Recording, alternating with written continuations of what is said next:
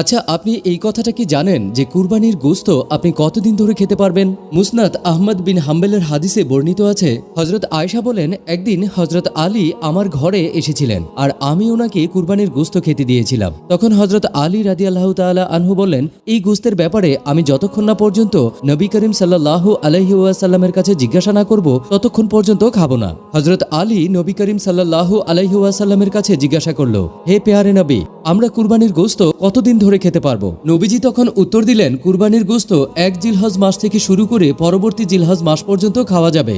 এর মানে হলো কুরবানির গোশত পরিপূর্ণ 1 বছর ধরে সংরক্ষণ করে খাওয়া যাবে। তারপরেও এখানে একটা কিন্তু আছে। নবীজি বলেন, কুরবানি দেওয়ার পর কুরবানির গোশত গরিব, মিসকিন, দুস্থ মানুষদের দেওয়ার পর, আপনার গরিব আত্মীয় স্বজনদেরকে বিলি করার পর যতটুকু আপনার অংশে থাকবে ততটুকু আপনি সারা বছর সংরক্ষণ করে খেতে পারবেন। আল্লাহ আমাদের সকলের কুরবানি কবুল করে নিন। তাই কমেন্ট বক্সে